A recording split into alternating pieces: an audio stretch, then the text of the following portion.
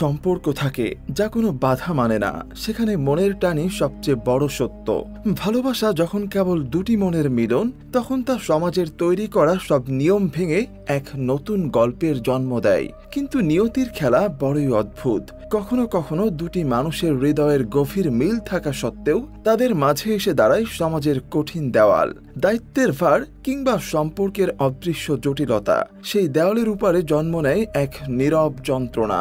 যখন বৈধতার সব পথ বন্ধ হয়ে যায়, তখন সেই অব্যক্ত প্রেমী হয়তো নিষিদ্ধ পথে পা বাড়ায়। জন্ম নেয় পরকীয়া, যে সম্পর্ক গোপন, তীব্র, কিন্তু পরিণতি যার কেবলই অন্ধকার।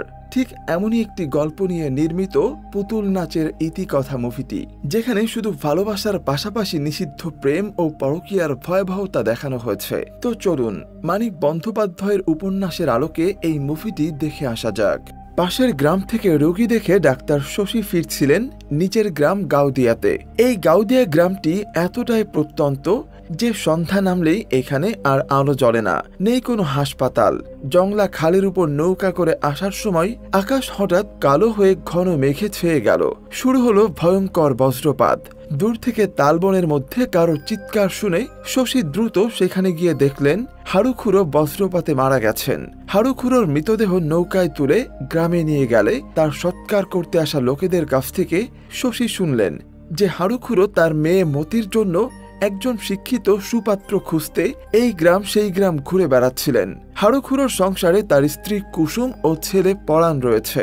হারুখুড়োর সৎকারের সময় শশী ভাবলেন, এই মৃত্যু কি তাকে ভেতরে ভেতরে বিচলিত করল? আত্মীয় বা পরের মৃত্যুতে যারা শোক করেন, শশী তো তাদের দলে পড়েন না। তার শুধু একটাই কথা মনে পড়ে যায়, একদিন সবাইকেই মরতে হবে। শশীদের বাড়ি আসলে চাষি বাড়ির বাড়ি হলেও শশীর বাবা গোপাল বাবু হলেন একজন সুদখোর মহাজন। শশী যখন ফুল গাছে জল দিচ্ছিলেন, তখন একজন বৃদ্ধ এসে বললেন যে ভূতটা কেমন করছে এবং বাড়িতে কান্নাকাটি শুরু হয়েছে। শশী বললেন ওর ইন্টারনাল হ্যামারেজ হয়েছে, ওকে সদর হাসপাতালে নিয়ে যান। কিন্তু বৃদ্ধের জোড়াজুড়িতে শশী ভূতর বাড়ি গিয়ে দেখলেন আমগাছ থেকে পড়ে মাথায় চোট পেয়ে ভূত ততক্ষণে মারা গেছে। এরপর গ্রামের মুরব্বীরা এক জায়গায় বসে গল্প করছিল। শশীর মুখে ভূতর মৃত্যুর খবর শুনে তারা বলল, ছেলেটা বৃহস্পতিবার বারবেলা শেষ হওয়ার সময় গাছ থেকে পড়েছিল। যত বিপদ ওই বারবেলা খতম হবার সময়। শশী অবাক হয়ে দেখলেন প্রত্যেকের কুসংস্কারপূর্ণ মনে কি অদ্ভুত মিল। কারো স্বাতন্ত্র্য নেই, সবার সুখ দুঃখ, ভয় ও কুসংস্কার একই। ওদিকে কুসুম পুকুর থেকে স্নান সেরে ফিরে এসে দেখলেন মতি দরজায় মন মরা হয়ে বসে আছে এবং তার গা জ্বরে পুড়ে যাচ্ছে। মতিকে শুইয়ে দিতে দিতে কুসুম হাসতে হাসতে বললেন, ছোটবাবু এক্ষুনি এসে পড়বে, তোকে একদিন না দেখতে পেলে তার মন ছটফট করে। মতি লাজুক হেসে বলল, আমার পেছনে লাগিস না গো। সন্ধ্যার সময় শশী মতিকে দেখতে এলে বললেন, বুকে সর্দি বসেছে। মতিকে দেখার পর কুসুম শশীকে একবার তার ঘরে যেতে বললেন। শশী গেলে কুসুম বললেন, আমারও গা হাত পা কেমন ম্যাচ ম্যাচ করছে, আমাকেও একবার দেখে দিন তো ছোটবাবু। শশী কুসুমের ভেতরের ইচ্ছাটা বুঝতে পেরে বললেন, তার দরকার নেই, তুমি ঠিকই আছো।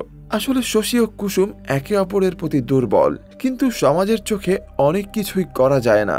ঠিক সেই সময় পরাণ এসে শশীকে জানালো নিতাই খুব চাপ দিচ্ছে তার ভাগ্নে সুদেবের সাথে মতির বিয়ে দেওয়ার জন্য।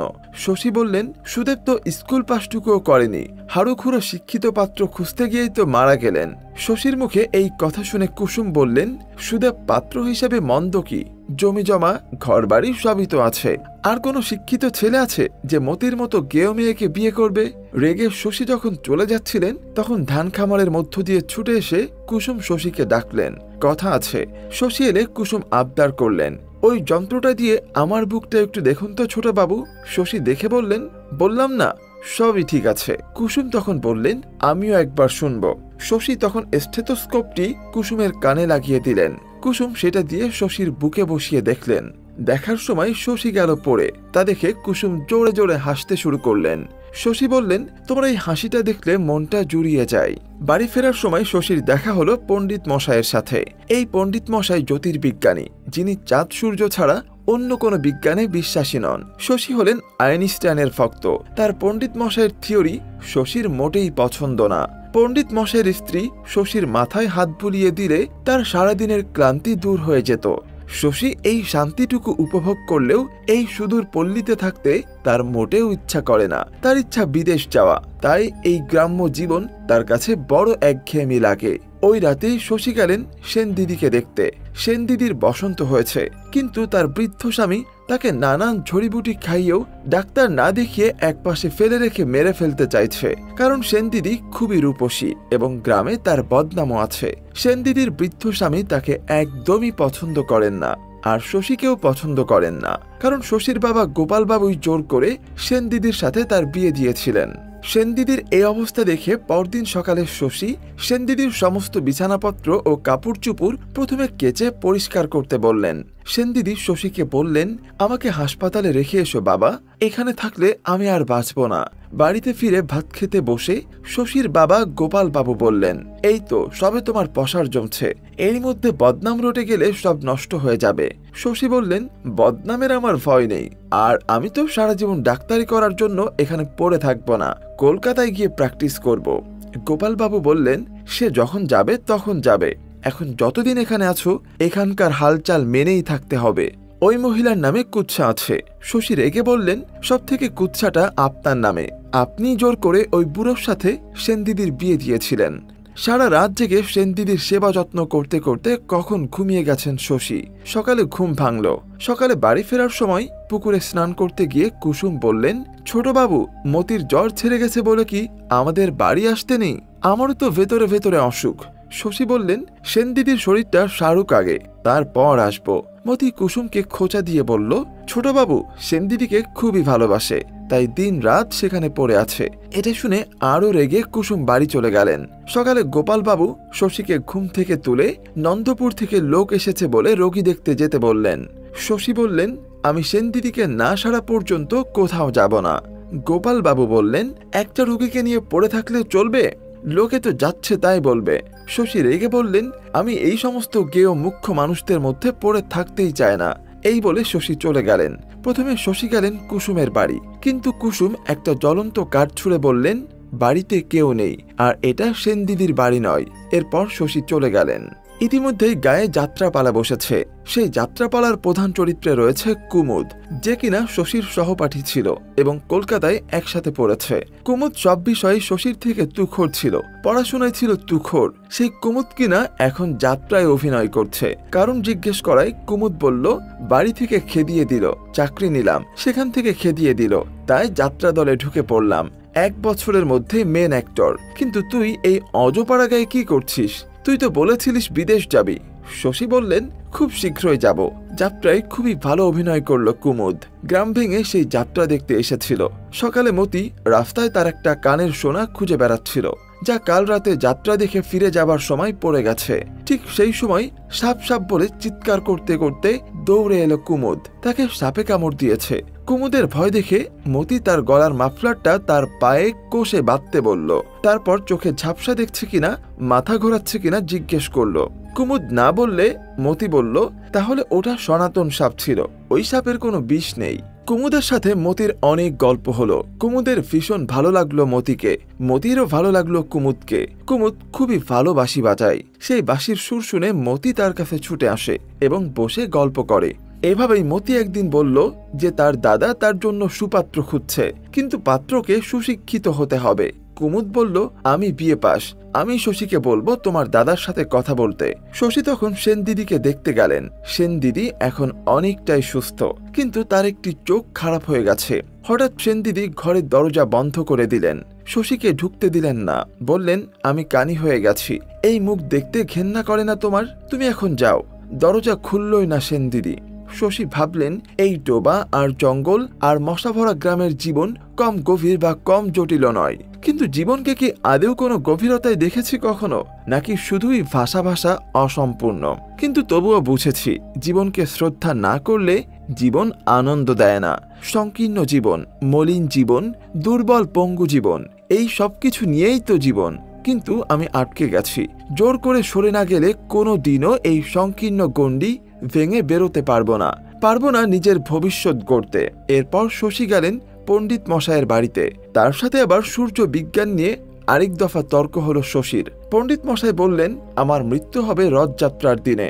এটা আমি আজ থেকে 20 বছর আগেই জানতাম। শশী তখন বললেন, তাহলে আমার ভবিষ্যৎটাও বলেন দেখি। পণ্ডিত মশাই গম্ভীর হয়ে বললেন, তুমি কোনোদিন এই গ্রাম ছেড়ে বেরোতে পারবে না শশী। তার জন্য স্বার্থপর হতে হয়, শুধু নিজেরটা চিনতে হয়, কিন্তু তুমি তো সেটা নও। শশীকে কুমুদ একদিন সরাসরি বলল যে সে মতিকে বিয়ে করতে চায়। শশী এতে প্রচন্ড আপত্তি জানিয়ে বলে, এই গোটা বাংলাদেশে তুই আর মেয়ে খুঁজে পেলি না, মতিকেই তোর পেতে হলো, একটা গেও মেয়ে। তোর চিরদিন মতিকে ভালো লাগবে না। কুমুদ পাল্টা প্রশ্ন করল, তোর কি ধারণা মতি চিরকাল এমনটাই থেকে যাবে? আমি তো ওকে আমার মনের মতো করে গড়ে পিঠে নেব। শশী রেগে বললেন, এটা কি পুতুল খেলা যে গড়ে পিঠে নিবি? কি যে বলিস না তুই। তখন কুমুদ শশীকে পরামর্শ দিল, শশী তুই একটা বিয়ে কর, তুই হলি শান্ত, হিসাবী এবং সংসারী স্বভাবের মানুষ। এভাবে অন্যরকম জীবন কাটাতে গেলে তুই সুখী হবি না। এরপর শশী মতির দাদার সাথে কথা বলে কুমুদের সঙ্গে মতির বিয়ে ঠিক করলেন। মতি আর কুমুদের বিয়ের কথা শুনে কুসুমের আনন্দ হলো। তিনি বললেন, কি ভাগ্য মতির, সারা দুনিয়া ঘুরে দেখতে পাবে, এই এদো গ্রামে কোলা ব্যাঙের মতো পড়ে থাকতে হবে না। কিন্তু শশী বললেন, কুমুদদা বরাবরই যাযাবর, মতি আজীবন দুঃখ পাবে। এই কথা বলি শশী হঠাৎ কুসুমকে জিজ্ঞেস করলেন, আচ্ছা আমি যদি মতিকে বিয়ে করি? কুসুম চমকে উঠে বললেন, সংসারে সব যদি চলে না ছোট বাবু, আর আপনি করবেন মতিকে বিয়ে? আপনার জীবনটা নষ্ট হয়ে যাবে না? কুমুদ বাবু মতিকে ভালোবাসেন, আর মতিও এখন দিন গুনছে। শশী বললেন, বেশ তবে তাই হোক। রাত্রে জঙ্গলে রাস্তা ধরে বাড়ি ফেরার পথে কুসুম শশীর পথ আটকালো। নিজের সুপ্ত প্রেম ও শরীরের বাসনার কথা বললেন শশীকে। কুসুম বললেন, ভয় পেয়ে গেলেন? আপনার মনে এত ভয় কিসের? কুমুদ বাবুর কাছ থেকে একটু সাহস নিতে পারেন না? আপনার শরীরে কিছু জানান দেয় না ছোট বাবু? শশী তীব্র যন্ত্রণায় বললেন, শুধুই শরীর আর শরীর, তোমার মন নাই কুসুম। এই বলে শশী উঠে চলে গেলেন। বুকে একরাশ যন্ত্রণা নিয়ে কুসুম একাই বাড়ি ফিরে গেলেন। কিছুদিনের মধ্যেই কুমুদ মতিকে বিয়ে করে অন্য গ্রামে নিয়ে গেল। শশী দাঁড়িয়ে থেকে দেখলেন তাদের চলে যাওয়া। এরপর একদিন এক লোক এসে শশীকে তার অসুস্থ স্ত্রীকে দেখতে যেতে বললে শশী 10 টাকা ভিজিট চাইলেন। সেই সময় সেনদিদি এসে আবার শশীকে বললেন, আমার কানা চোখটা ঠিক করে দাও না শশী। শশী বললেন, সেটা আর সম্ভব নয়, তবে দেখতে খারাপ লাগলে পাথরের চোখ বসাতে পারো। সেনদিদি তখন অভিমান করে বললেন, থাক, ভুলবার ওষুধ দিয়ে আমার চোখটা খারাপ করে দিয়ে আর পাথরের চোখ বসাতে হবে না। সেনদিদির এই পরিবর্তন দেখে শশী অবাক হয়ে তাকিয়ে থাকলেন। শশী দেখলেন কয়েকজন মোড়ল বাঁশের মাচা নিয়ে যাচ্ছে। কি হয়েছে জানতে চাইলে তারা বলল, পণ্ডিত মশাই তো বলেছিলেন রথের দিন তিনি দেহ রাখবেন।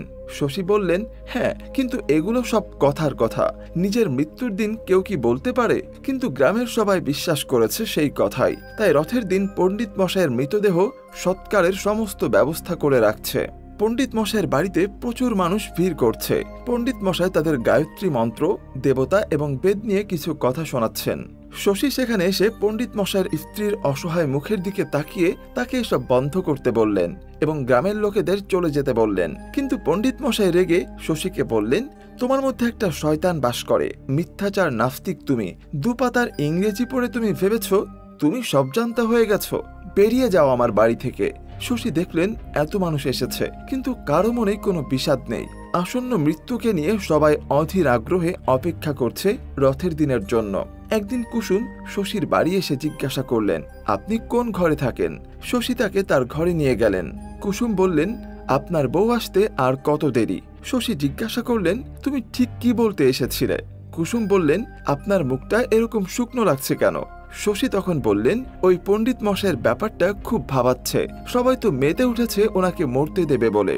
কুসুম তখন শশীকে চ্যালেঞ্জ করলেন, জোর থাকে তো আপনি তাকে মরতে দেবেন না, আপনি তো ডাক্তারি পড়ে এসেছেন, সেই জোরে ওনাকে বাঁচান। এরপর কুসুম বললেন, এই গ্রাম নিয়ে আমার আর কোনো মাথা ব্যথা নেই, আমি চলে যাচ্ছি আমার বাপের বাড়ি। শশী তখন বললেন, সে তো অনেক দিন ধরেই শুনছি, যাওয়া তো আর হচ্ছে না। কুসুম বললেন, এত কিছু বোঝেন আর এটা বোঝেন না? শশী বললেন, কেন বুঝবো না কুসুম, কিন্তু আমরা তো আর ছেলে মানুষ নই, ইচ্ছে থাকলেই তো আর আমরা সবকিছু করতে পারবো না। তোমার কি মনে হয় আমি সারা জীবন এই অজপাড়া গায়ে পড়ে থাকবো? আমিও চলে যাব এখান থেকে। এই কথা শুনে কুসুম চলে গেলেন। শেষমেশ এলো সেই রথের দিন। সারা গ্রাম ভেঙে পড়লো পণ্ডিত মশাইয়ের ঘরে। পণ্ডিত মশাই তার স্ত্রীকে ধীরে ধীরে নিয়ে এসে একটা বিছানায় বসিয়ে দিলেন। দেখেই বোঝা যাচ্ছিল তার স্ত্রী খুবই দুর্বল। হঠাৎ তিনি বিছানায় পড়ে গেলেন। এরপর পণ্ডিত মশাইও নিজের বিছানায় শুয়ে পড়লেন। ধীরে ধীরে তার মুখ দিয়ে গ্যাসলা বেরিয়ে এলো। শশী বুঝতে পারল এটা ছিল অতিরিক্ত আফিমের কাজ। অতিরিক্ত আফিম খেয়ে আফতারা একরকম আত্মহত্যা করলেন। শশী শুধু তাকিয়ে দেখলেন। তিনি ভাবলেন, সত্যি মিথ্যায় জড়ানো এই জগতে মিথ্যেরও মহত্ব আছে। এই মিথ্যে চিরকালের জন্য সত্যি হয়েও থাকতে পারে। এটা প্রমাণ হয়ে থাকলো যে মৃত্যুকে পর্যন্ত মানুষ মনের জোরে জয় করতে পারে। একদিন রাতে শশী তার বাবার ঘর থেকে মাঝরাতে সেনদিদিকে বেরিয়ে যেতে দেখলেন। শশী বুঝলেন তার বাবার সাথে সেনদিদির অবৈধ সম্পর্ক রয়েছে। পরদিন গ্রামের মোড়লরা শশীকে ডেকে বলল, পণ্ডিত মশাই একটা উইল করেছেন, আর তার উইলে যা কিছু ছিল গ্রামে একটা হাসপাতাল করার জন্য সব দান করে চলে গেছেন। কিন্তু উইল অনুযায়ী সব দায়িত্ব তোমার। তুমি না করলে পুরো টাকাটা গভর্নমেন্টের ঘরে ফেরত যাবে। শশী বললেন, কিন্তু আমার তো আজ বাদে কাল বিলেতে যাবার কথা, আমি কিভাবে করব? গ্রামের লোকেরা হতাশ হয়ে বলল, তাহলে এই গ্রামে হাসপাতাল আর হলো না। কিন্তু শেষ পর্যন্ত হাসপাতাল তৈরি করা হলো। নাম দেয়া হলো যাদব মেমোরিয়াল হাসপাতাল। শশী নিজে দাঁড়িয়ে হাসপাতালটা তৈরি করালেন। এজন্য হাসপাতাল কমিটির তরফ থেকে শশীকে একটা সাইকেল উপহার দেয়া হলো। এই হাসপাতাল নিয়ে বেশ ব্যস্ত হয়ে পড়লেন শশী। কুসুম সেটা দেখল, কিন্তু চুপ করে রইল। একদিন কুসুমের বাবা হাসপাতালে এসে শশীকে বললেন, আমার মেয়ে কুসুম বাপের বাড়ি যেতে রাজি হয়েছে। এর আগেও কতবার বলেছিলাম, কিন্তু কোনো না কোনো অজুহাত তুলে এখানেই থেকে গেছে। এখন আপনি বলেছেন বলেই তো রাজি হয়েছে আমার সাথে যেতে। আমরা কাল চলে যাচ্ছি ছোট বাবু। এটা শুনে শশীর বুকটা ধড়াস করে উঠল। কুসুম সত্যি তাহলে চলে যাচ্ছে? শশী তো কুসুমকে ভালোবাসে। কুসুমের বাড়ি গিয়ে তাকে একবার তালবনে দেখা করতে বললেন শশী। কুসুম সেখানে গেলে শশী তাকে জড়িয়ে ধরে বললেন, আমার সাথে চলে যাবে কুসুম? কুসুম বললেন, আপনি বোধহয় ভেবেছিলেন আপনার যখন সুবিধা হবে ডাকবেন, আর আমি সুরসুর করে চলে যাব। শশী বললেন, একদিন তো যেতে। কুসুম বললেন, তা যেতাম, কিন্তু মানুষ কি লোহায় গড়া? চিরকাল একই রকম থাকবে? আপনি আমার হাত ধরে যদি টানেন, তাও আজ আমি যাব না। লাল টকটকে করে তেতানো লোহাকে ফেলে রাখলেও একদিন তা আস্তে আস্তে ঠান্ডা হয়ে যায়। কে যাবে আপনার সাথে? কুসুম কি আর বেঁচে আছে? পরদিন কুসুম গ্রাম ছেড়ে চলে গেলেন তার বাপের বাড়ি। আর শশী সেটাও দাঁড়িয়ে দাঁড়িয়ে দেখলেন। এদিকে সেনদিদির বাচ্চা হতে চলেছে। তার স্বামী জানে যে এই বাচ্চার বাবা গোপাল বাবু, তাই জড়িবুটি দিয়ে বাচ্চাটাকে মারতে চাইছে। শিকড় বাকড় তুলতে জঙ্গলে গেলে সেনদিদির স্বামীকে সাপে কাটলো এবং জঙ্গলেই তার মৃত্যু হলো। এদিকে দেশে যুদ্ধ লেগেছে। জাপানিরা বোমা ফেলছে। একটা ফাইটার জেট ভেঙে গ্রামের পুকুরে এসে পড়ল। পাইলট কোনোভাবে বেঁচে গেল। শশী সবটাই বসে বসে দেখলেন। এখন তার মন আর একদম ভালো নেই। কোনো কাজেই তার মন বসে না। রাত্রে শশীর বাবা এসে বলল, একটা মানুষ মরে যাচ্ছে, একবার যাবে শশী? সেনদিদির প্রসব যন্ত্রণা উঠেছে, ধাই তো রয়েছেই। তাও শশী সেখানে গেলেন। সেনদিদির শরীর খুবই দুর্বল। সে বলল, আমাকে বাঁচাও শশী, আমার বাচ্চাটার জন্য আমাকে বাঁচাও। সেনদিদির বাচ্চা হলো, তাকে কোলেও নিল সেনদিদি, কিন্তু তারপর সে হার্ট ফেল করে মারা গেল। শশী বাইরে এসে তার বাবাকে সেনদিদির মৃত্যুর কথা বললেন। শশীর একজন ডাক্তার বন্ধু এসেছেন এখানকার হাসপাতালের দেখাশোনা করার জন্য। শশীর উদ্দেশ্য একেই হাসপাতালের দায়িত্ব দিয়ে নিজে বিদেশে চলে যাবেন। শশীর বাবা গোপাল বাবু সবটাই দেখলেন। তার কাছে এখন সেনদিদির বাচ্চাটাও রয়েছে। সেই রাতেই তিনি কয়েকজন লোককে দিয়ে শশীর বন্ধুকে তুলে এনে ভয় দেখিয়ে তাকে কলকাতায় ফিরে যেতে বললেন, আর নিজে সেনদিদির বাচ্চাটাকে সাথে নিয়ে চলে গেলেন কাশী। বাড়ির সমস্ত দায়িত্ব শশীর উপর এসে পড়ল। শশী পড়ে রইলেন এই অজপাড়া গায়ে। বিদেশে আর যাওয়া হলো না। কাজ আর দায়িত্ব চিরজীবনের, সেটা তো আর এড়ানো চলে না। শশী ধরে নিলেন এটাই ছিল তার ভবিতব্য। নদীর মতো নিজের মতো গড়া পথে কি মানুষের জীবন বইতে পারে? তো বন্ধুরা, এখানেই গল্পটিকে শেষ করা হয়েছে। মুভিটির কাহিনী কেমন লাগলো সেটি কিন্তু অবশ্যই কমেন্টে জানাবেন। আর চ্যানেলে নতুন হয়ে থাকলে অবশ্যই সাবস্ক্রাইব করে রাখবেন। ধন্যবাদ।